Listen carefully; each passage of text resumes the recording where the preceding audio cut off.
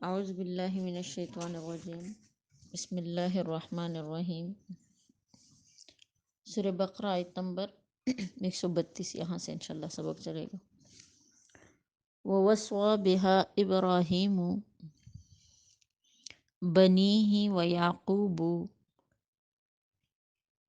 اور وصیت کر گئے ابراہیم علیہ السلام اپنے بیٹوں کو، اور یعقوب نے بھی یہی وصیت کی اپنے بیٹوں کو، یعنی فرمایا کہ یا بنی، یا اے میرے بیٹو، ان اللہ اصطفیٰ لکم الدین، تمہیں اللہ نے چن کر دین عطا کر دیا ہے۔ دین سے مراد یعنی اسلام ہے۔ فلا تموتن، سو تمہیں موت نہ آئے، الا مگر وانتم مسلمون، ایمان کی حالت میں۔ ابراہیم علیہ السلام مدینہ اور شام مطلب ان جگہوں پر زیادہ تر ان کی رہائش ہوتی تھی،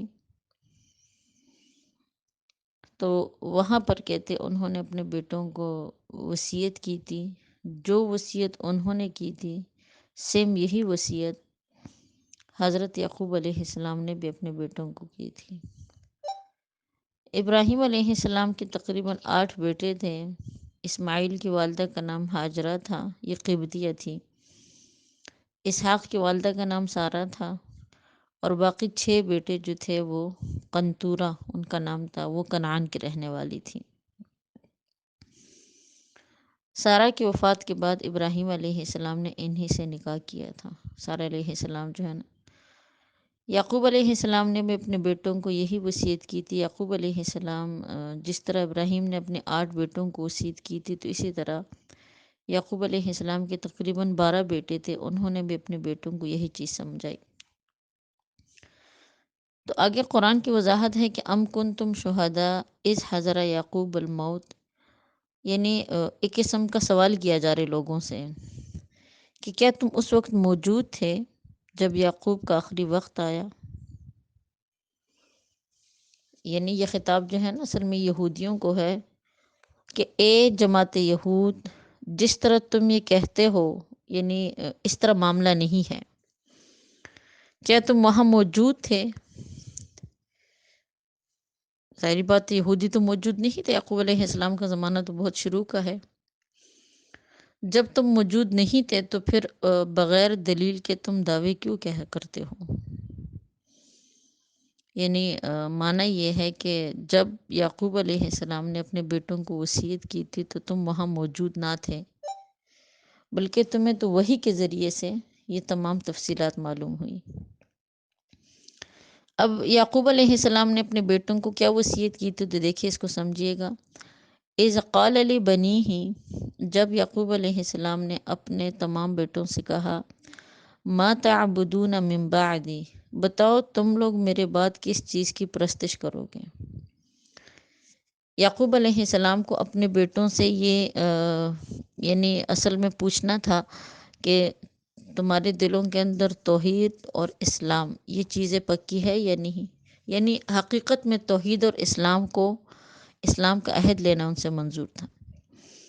ویسے بھی روایات میں آتا ہے کہ جب کسی پیغمبر کی موت کا وقت قریب آتا ہے تو موت سے پہلے اللہ رب العزت اس پیغمبر کو زندگی اور موت میں اختیار عطا فرماتے ہیں۔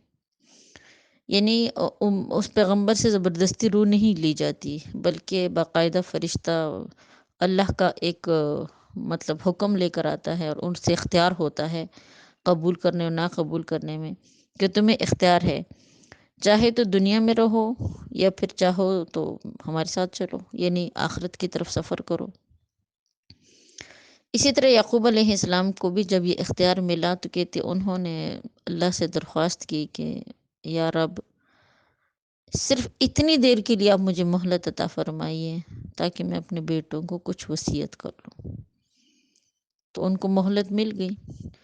اس وقت یعقوب علیہ السلام نے اپنے سب بیٹوں اور پوتوں کو جمع کر کے یہ وصیت فرمائی۔ کیا وصیت؟ دیکھو اسی وصیت کو قرآن نے نقل کیا ہے کہ قالو، انہوں نے یعنی مطلب کہا، جب پوچھا ان سے کہ تم کس چیز کی عبادت کرو گے میرے بعد، تو قالو تمام بیٹوں نے اور پوتوں نے جواب دیا نعبد الہک و الہ آبائک ابراہیم و اسماعیل و اسحاق، ابا جان ہم آپ کے رب کی پرستش کریں گے،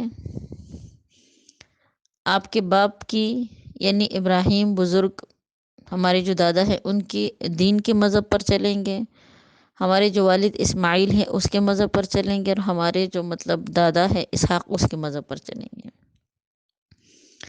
اب یہاں پر ویسے تو یعقوب علیہ السلام جو بیٹے تھے نا، یہ حضرت اسحاق علیہ السلام کے بیٹے تھے، اور اسحاق علیہ السلام آپ سب کو پتہ ہے کہ ابراہیم علیہ السلام کے بیٹے تھے۔ حالانکہ قرآن کے اندر اسماعیل کا لفظ بھی آیا جو اس ٹائم ان کے بیٹوں نے کہا تھا، تو اصل میں بات یہ تھی کہ یہ سب عرب قبائل تھے۔ عرب والے لوگ جو ہے وہ چچا کو بھی باپ ہی کہتے ہیں اور خالہ کو ماں کہتے ہیں۔ اللہ کے پیغمبر صلی اللہ علیہ وسلم نے بھی فرمایا کہ چچا آدمی کا اس کے باپ کی مثل ہے، اور فرمایا کہ الخالۃ بمنزلۃ الام، خالہ جو ہوتی ہے اس کا مقام ماں کی طرح ہوتا ہے۔ تو یہاں پر بھی یہی چیز ہے کہ انہوں نے پھر ان کا بھی نام لیا کہ ہم اپنے باپ دادا ابراہیم اسماعیل اور اسحاق کے مذہب کی پیروی کریں گے، الہ واحدہ، وہی معبود جو وحدہ لا شریک لہ ہے، وَنَحْنُ لَهُ مُسْلِمُونَ، اور ہم سب اسی کے اطاعت پر رہیں گے۔ یہاں پر دیکھیے ایک بنیادی بات سمجھیں کہ جتنے بھی پیغمبر گزرے ہیں ان سب کی ایک ہی دعوت تھی، اور وہ دعوت تھی وحدانیت کی، ٹھیک ہے نا۔ بار بار میں اپنی کلاسز میں یہی بات کرتی ہوں کہ قرآن کا سب سے زیادہ زور جو ہے نا وہ عقیدے پر ہے، عقائد پر ہے۔ ہمارے پاس ایک صحیح عقیدے کو قبر تک لے کر جانا، یہ بات ہمارے زندگی میں بہت اہم بات ہے۔ اگرچہ ہم غفلت میں ہیں، ہمیں اس چیز کی فکر نہیں ہے، لیکن قرآن کی تعلیمات سے بار بار یہی بات سمجھ میں آ رہی ہے، بار بار یعنی قرآن ہمیں اسی چیز کی تعلیم دے رہا ہے۔ ہاں جی، تو دیکھیے یہی بات آپ سے ہو رہی تھی کہ قرآن نے زیادہ تر جو زور دیا ہے وہ ان عقیدے پر دیا گیا ہے۔ تو معلوم ہوا کہ عقائد کی درستگی جو ہے یہ بنیاد ہے، یہ اصل ہے۔ اللہ پاک ہمیں اعمال پر عمل کرنے کی توفیق بھی عطا فرمائے۔ اعمال صالحہ بھی ایک اہم چیز ہے عذاب قبر سے، آخرت کے حساب اور کتاب میں ثانی کے لیے، لیکن جو بنیاد ہے نا، جو چیز ہمیں بچائے گی اس آگ سے، وہ ہمارے پاس ہے صحیح عقیدہ لے کر جانا۔ اور عقیدہ کیا ہے اس پہ بار بار میں بتاتی ہوں، آمنت باللہ و ملائکتہ و کتبہ و رسلہ والیوم الآخر والقدر خیرہ و شرہ من اللہ تعالی والبعث بعد الموت۔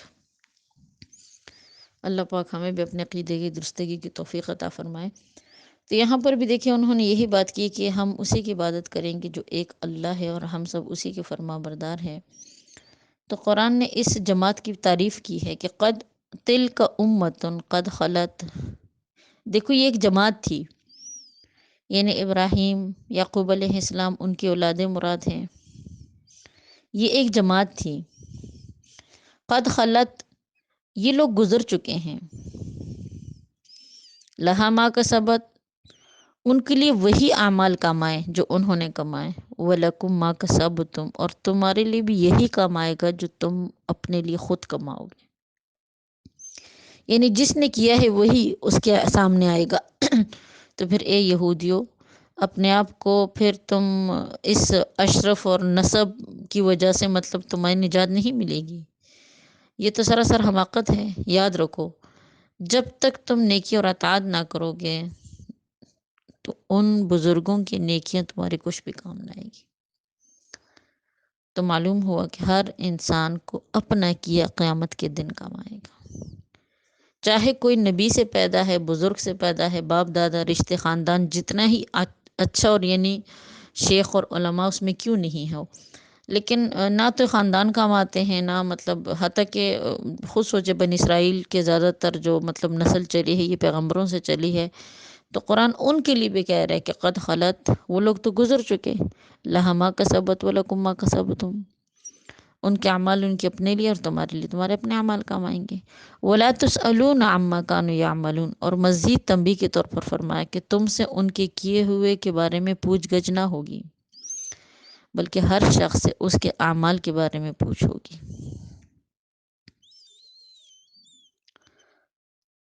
وقالوا كونوا هودا او نصارا، یہ لوگ کہتے تھے کہ تم یہودی ہو یا عیسائی ہو، یعنی اگر تم لوگ یہودی ہو جاؤ یا عیسائی مذہب اختیار کر لو، تہتدوا، تو تم راہ راست پر آ جاؤ گے۔ تو اس آیت کا شان نزول پہلے سمجھے تاکہ آگے آیت آخر تک میں سمجھا سکوں۔ آیت کے شان نزول کے بارے میں حضرت عبداللہ بن عباس رضی اللہ تعالیٰ عنہ اور حضرت اکرمہ رضی اللہ تعالیٰ عنہ روایت نقل کرتے ہیں کہ ابن سوریہ، یہ یہودیوں کا ایک عالم تھا، ابن سوریہ نے جناب نبی کریم صلی اللہ علیہ وسلم سے کہا کہ ہدایت تو یہی ہے کہ جس پر ہم قائم ہیں، اے محمد تم ہماری اتباع کرو تو تم ہدایت یافتہ ہو جاؤ گے۔ اور کہتے عیسائی بھی اسی طرح کی باتیں کر چکے تھے، یعنی وہ بھی اسی طرح کہتے تھے، بلکہ فرمایا کہ مدینہ کے بڑے بڑے یہودی جس میں کعب بن اشرف بھی شامل ہیں، مالک بن حریف بھی شامل تھا، وہب ابن یہود، اور اسی طرح اور بھی یاسر بن اخطب، یہ بڑے بڑے یہودی تھے، اور اسی طرح عیسائیوں کے بھی بڑے بڑے جو مطلب ان کے پادری تھے وہ سب جمع تھے، اور کہتے یہ سب مسلمانوں سے دین کے بارے میں انہوں نے مناظرہ کیا۔ ہر جماعت نے اپنے آپ کو سچا ثابت کرنے کا دعویٰ کیا۔ یہودیوں نے کہا کہ ہمارے نبی موسیٰ تمام انبیاء سے افضل ہیں، ہماری کتاب تورات تمام کتابوں سے اچھی ہے، ہمارا دین تمام دینوں سے مطلب بلند ہے۔ عیسائیوں نے بھی اسی طرح کہا کہ عیسیٰ اور انجیل مطلب تمام پیغمبروں سے اور تمام کتابوں سے ہماری کتاب افضل ہے۔ آپ صلی اللہ علیہ وسلم اور قرآن کا بالکل انکار کر دیا، یعنی انہوں نے اپنے نبی اور اپنی کتاب اور اپنے دین کو افضل بتایا، قرآن مجید اور باقی کتابوں کا انکار کیا، اور ساتھ ساتھ مسلمانوں سے یہ بھی کہا کہ اگر تم ہمارے دین پر ہو جاؤ تو تمہیں حق راستہ مل جائے گا۔ تو کہتے اس پر اللہ پاک نے یہ آیت نازل کی۔ آیت کیا ہے، آیت کو سمجھیں۔ وقالوا كونوا هودا او نصارا، یہ جو لوگ ہیں یہ کہتے ہیں مسلمانوں سے یا پھر آپ صلی اللہ علیہ وسلم سے کہ تم لوگ یا تو یہودی ہو جاؤ یا عیسائی ہو جاؤ، تہتدوا، تو تم صحیح راستے پر آ جاؤ گے۔ قل، اے محمد مصطفیٰ صلی اللہ علیہ وسلم آپ فرما دیجئے، بل ملت ابراہیم حنیفہ، آپ فرما دیجئے کہ ہم تو ملت ابراہیم پر ہے، یعنی نہ ہم یہودی ہیں نہ نصرانی ہیں، ہم تو ابراہیم کے طریقے کا اتباع کرنے والے ہیں، یا پھر یہ کہ ہم ابراہیم کے طریقے پر ہیں۔ حنیفہ ابراہیم علیہ السلام کی جو ملت ہے اس میں کوئی کجی کا نام نہیں۔ حنیف کے معنی ہے کہ تمام دینوں سے مڑ کر اسلام کی طرف جھکنے والا، یعنی باطل سے علیحدہ ہونے والی۔ وما کان من المشرکین، اور نہ ہی ابراہیم علیہ السلام مشرکین میں سے تھے۔ یہ جملہ کہہ کے ان لوگوں پر ایک قسم کا یعنی انہیں آر دلانی تھی کہ تم لوگ بھی ابراہیم کے مذہب کے اتباع کا دعویٰ کرتے ہو لیکن تم لوگ تو شرک میں مبتلا ہو، اور ابراہیم تو کبھی بھی شرک میں مبتلا نہیں ہوئے تھے۔ اس لیے کہ دیکھیں یہودی نعوذ باللہ عزیر علیہ السلام کو اللہ کا بیٹا قرار دیتے تھے، اور عیسائی جو ہے وہ حضرت عیسیٰ علیہ السلام کو اللہ کا بیٹا قرار دیتے تھے۔ تو قرآن کہہ رہے ہے کہ وما کان من المشرکین، انہوں نے تو زندگی میں کبھی شرک کیا ہی نہیں، پھر کیسے تم لوگ یہ دعویٰ کرتے ہو کہ ہم صحیح مذہب پر ہیں۔ قرآن نے پھر انسان کا مذہب بیان کر دیا کہ قولو، اے مان والو، تمام انسانیت کو خطاب ہے کہ تم کہو آمنا باللہ، ہمارا بھی یہی ایمان ہے، اللہ ہم ایمان لائے تجھ پر، خدا پر، اس پر جو ہمارے پاس بھیجا گیا، وما انزل الینا، اور جو کتاب ہمارے پاس آئی، یعنی سے مراد قرآن مجید ہے۔ اللہ ہم تجھ پر بھی ایمان لائے اور اس قرآن پر بھی ایمان لائے۔ وما انزل الی ابراہیم، و اسماعیل و اسحاق، اور جو کچھ اللہ نے ابراہیم علیہ السلام پر اتارا، اسماعیل علیہ السلام پر اتارا، اسحاق علیہ السلام پر اتارا، و یعقوب والاسباط، یعقوب اور ان کی اولادوں پر اتارا، ان کی طرف صحیفے آئے تھے۔ کچھ تو کہتے کہ اس سے 10 صحیفے مراد ہیں جو ابراہیم علیہ السلام پر نازل ہوئے تھے، انہی 10 پر ان کی اولاد کا بھی عمل تھا، ٹھیک ہے نا۔ جیسا کہ دیکھیے قرآن مجید کا نزول ہے تو صرف آپ صلی اللہ علیہ وسلم پر، لیکن قرآن میں کئی جگہ پر نسبت امت کو بھی کی گئی ہے کہ بھئی ہم نے آپ لوگوں کی طرف یہ قرآن اتارا، ورنہ حقیقت میں تو قرآن آپ صلی اللہ علیہ وسلم پر اترا۔ تو یہاں پر بھی یہ صحیفے جو اصل میں دیے گئے تھے، یہ دیے تو ابراہیم علیہ السلام کو تھے، لیکن آگے ان کی جتنی اولادیں ہیں نا، نسبت سب کی طرف کی گئی۔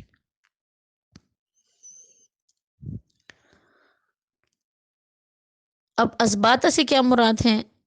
تو اس سے مراد وہ 12 جماعتیں ہیں، یعنی بنی اسرائیل کی 12 جماعتیں مراد ہیں، کیونکہ دیکھیے یعقوب علیہ السلام کے 12 بیٹے تھے، ہر بیٹے کی اولاد ایک مستقل جماعت اور علیحدہ گنی جاتی تھی۔ اسباطہ سے مراد خود یعقوب علیہ السلام کے 12 بیٹے ہیں، کچھ یہ کہتے ہیں۔ وما اوتی موسیٰ، اور تم یہ کہو کہ ہم ایمان لائے اس کتاب پر بھی جو کتاب موسیٰ علیہ السلام کو دی گئی یعنی تورات، وعیسیٰ، اور جو عیسیٰ علیہ السلام کو دی گئی یعنی انجیل، وما اوتی النبیون من ربہم، اور اس کے علاوہ پیغمبروں کو جو کتابیں دی گئی یعنی داؤد علیہ السلام کو جو زبور دی گئی، لا نفرق بین احد منہم، ہم تو نہ ان پیغمبروں میں کوئی فرق کرتے ہیں نہ ان کتابوں میں کوئی فرق کرتے ہیں، یہی ہمارا ایمان ہے، وَنَحْنُ لَهُ مُسْلِمِينَ، اور ہم سب اللہ کے فرما بردار ہیں۔ تو یہاں پر یعنی یہ دعوت دی گئی ہے تمام انسانیت کو کہ تمہارا عقیدہ یہی ہونا چاہیے کہ جتنی بھی کتابیں آسمان سے اتری، جتنے بھی صحیفے اترے، اس لیے کہ نا بعض لوگ بطور خاص کہتے ہیں کہ ہمارا ایمان 4 کتابوں پر ہے، ہمارا ایمان 1,24,000 پیغمبروں پر ہے، تو دیکھیے یہ باتیں غلط ہوتی ہیں، اس لیے کہ آسمانی کتابیں جو ہیں نا، جو بہت مشہور اور بڑی کتابیں ہیں، وہ تو یہ 4 ہے، تورات، زبور، انجیل اور قرآن مجید، لیکن اس کے علاوہ صحائف بھی آسمان سے اترے ہیں، صحیفے بھی مختلف، 1 پارہ، 2 پارہ، 3 پارے۔ اب وہ کس نبی پر، کن کن پیغمبروں پر اترے ہیں، کتنے اترے ہیں، اس کا نا کہیں ذکر نہیں ہے، تو اس لیے ہم کہتے ہیں یا اللہ جو کچھ بھی تو نے اتارا ہے وہ سب برحق ہے اور اس پر ہمارا ایمان ہے۔ تو اس لیے میں بار بار کہتی ہوں عقیدے کی درستگی لازمی ہے۔ اچھا، اکثر حالانکہ بڑے بڑے علماء ہوتے ہیں، لیکن اکثر مطلب درسوں میں جیسے ہمارا خود بھی جماعت میں آنا جانا ہوتا ہے، تو بعض اوقات اس میں کافی بزرگ بھی لگے ہوئے ہیں ہر جماعت میں، لیکن کچھ لوگ ایسے ہوتے ہیں ان کے پاس علم تو نہیں ہوتا لیکن انہوں نے وقت لگایا ہوا ہوتا ہے، تو وہ بعض اوقات بطور خاص اس بات کا ذکر کرتے ہیں کہ دنیا میں 1,24,000 پیغمبر آئے ہیں۔ تو دیکھیں میری بہنوں، اس چیز کی بھی وضاحت کرتے ہوئے چلو، دنیا میں کتنے پیغمبر آئے ہیں اس کا صحیح علم اللہ کے علاوہ اور کسی کے پاس نہیں ہے، اس لیے کہ قرآن کی آیت خود گواہ ہے، 11ویں پارے کی آیت ہے جس میں رب کریم نے فرمایا وَرُسُلٌ نَقْصُصُهُمْ وَرُسُلٌ لَمْ نَقْصُصْهُمْ، ہم نے کچھ ایسے پیغمبر دنیا میں بھیجے کہ جن کے حالات اے پیغمبر ہم نے آپ پر بیان کیے ہیں، اور کچھ ایسے پیغمبر بھی دنیا میں آئے ہیں کہ جن کے حالات ہم نے کسی سے بیان نہیں کیے۔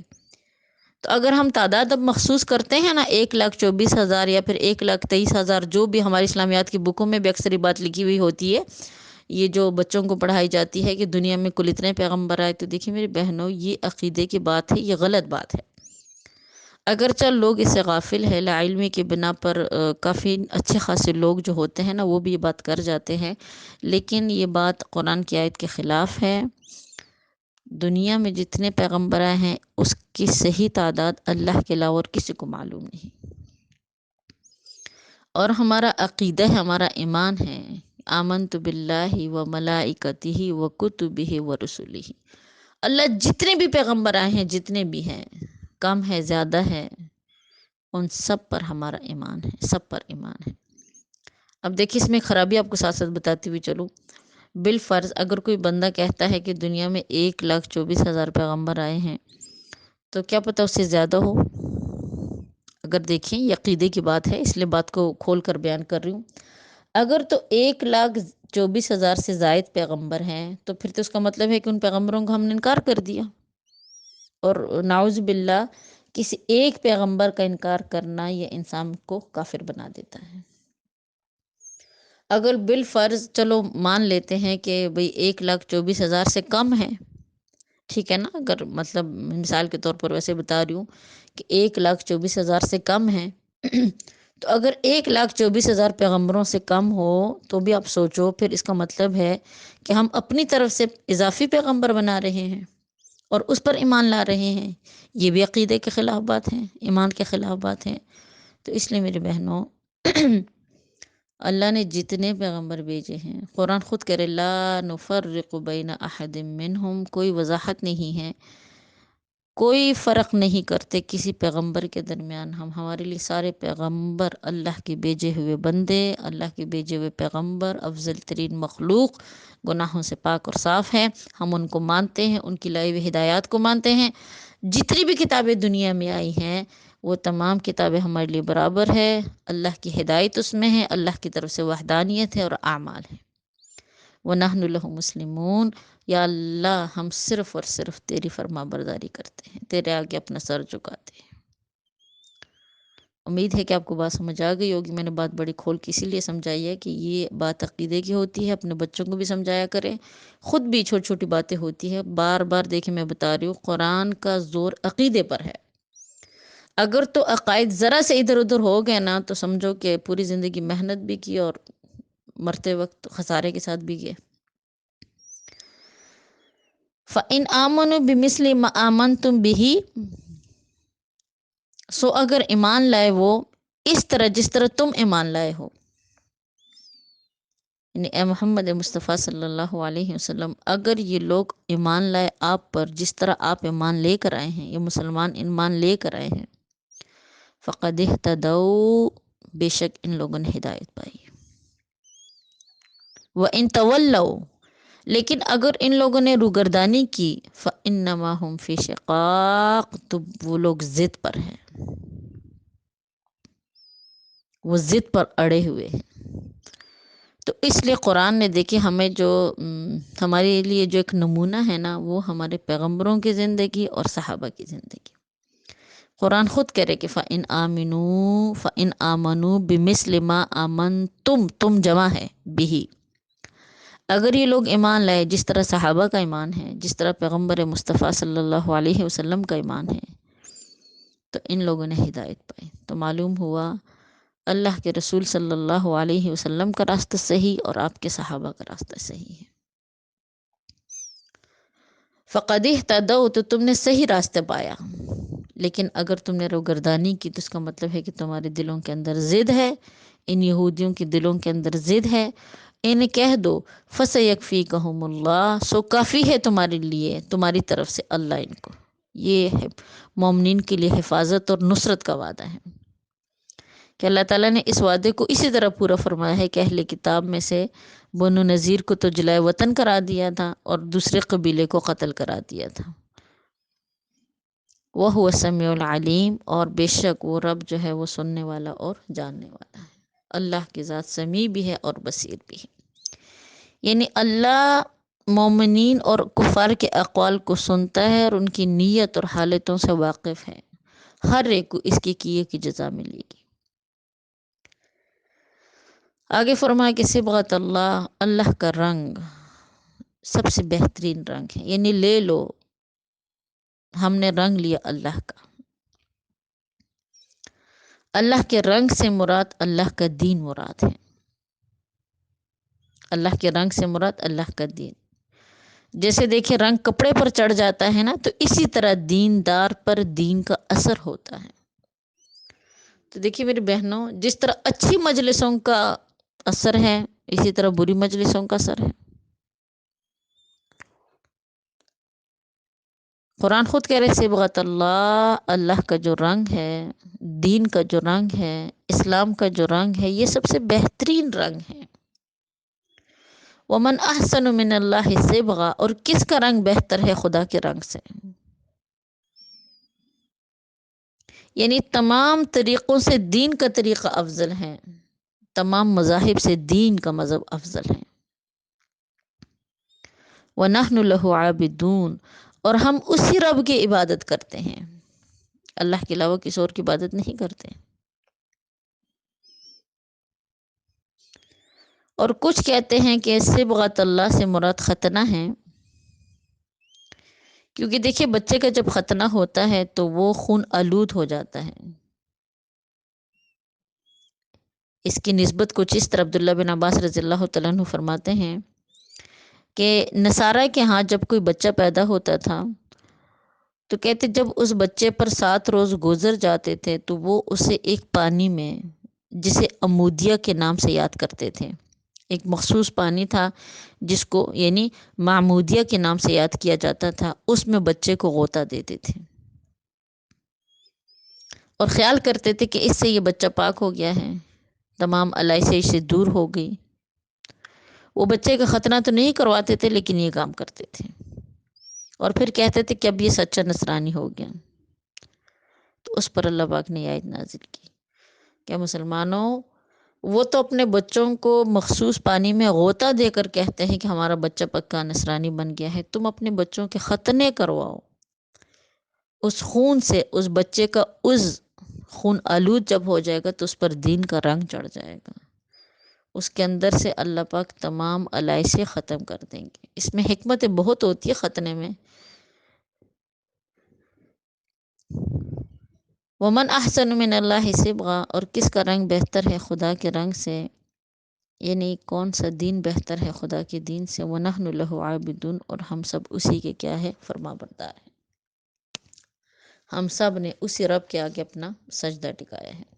قل، اے محمد صلی اللہ علیہ وسلم آپ یہودیوں سے کہہ دیجئے، اتحاجوننا فی اللہ، کیا تم جھگڑا کرتے ہو خدا کے بارے میں، یعنی اللہ کے دین میں اور اس بارے میں کہ اس نے عرب میں سے پیغمبر پیدا فرمایا اور تم میں سے پیغمبر نہ بنایا، اس بات پر جھگڑتے ہو.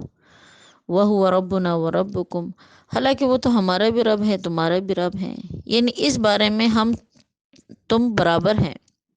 حق تعالیٰ ہمارا بھی رب ہے تمہارا بھی رب ہے، اسے کسی خاص قوم سے زیادہ خصوصیت نہیں. وہ اپنے بندوں میں سے جسے چاہے نبوت کے لیے انتخاب کر لے، اس میں تمہارا اور میرا کچھ مطلب بس نہیں چلتا.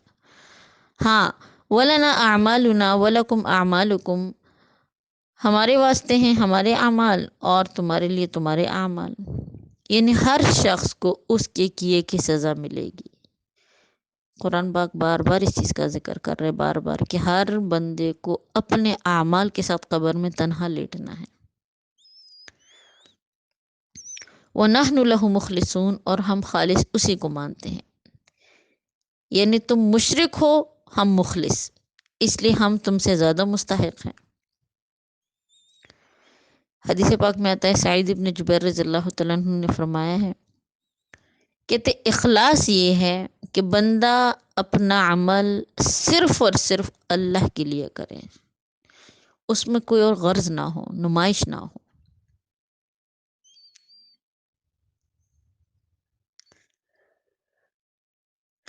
اسی وجہ سے کہتے ہیں کہ لوگوں کے دیکھنے کی وجہ سے عمل کو چھوڑ دینا یہ بھی ریاکاری ہے،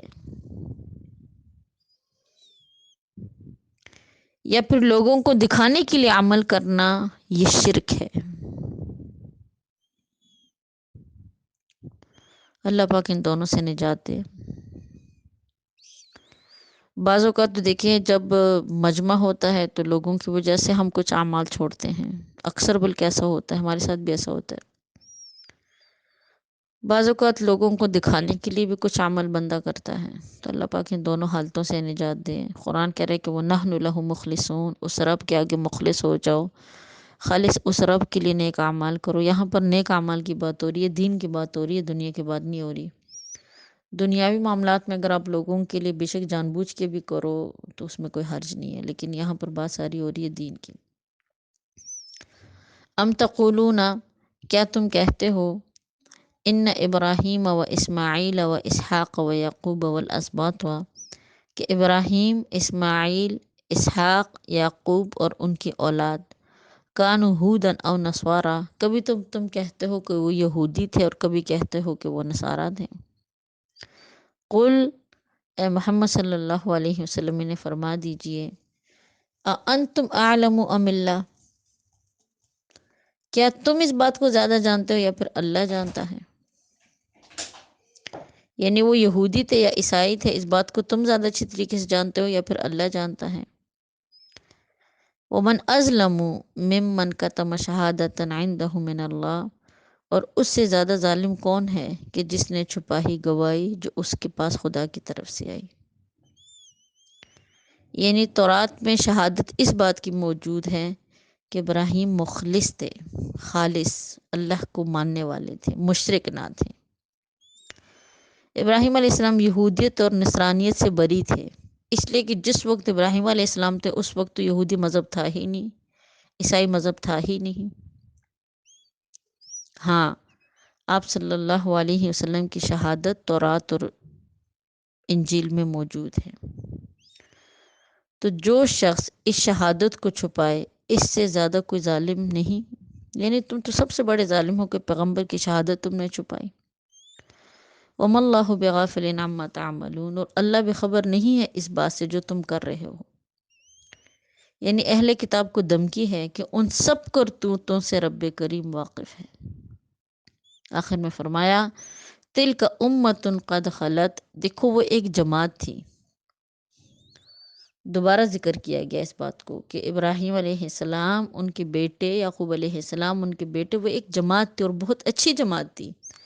قد خلت، وہ گزر چکی، لہا ما کسبت، ان کے لیے ان کے اپنے اعمال کام آئیں گے، وَلَكُمْ ما کسبتم، لیکن تمہارے لیے تمہارے اعمال کام آئیں گے۔ وَلَا تُسْأَلُونَ عَمَّا كَانُوا يَعْمَلُونَ، اور نہیں سوال کیا جائے گا تم لوگوں سے ان کے اعمال کے بارے میں۔ لہٰذا ہر انسان کو اپنے کیے پر دھیان دینا چاہیے۔ وآخر دعوانا الحمدللہ رب العالمین۔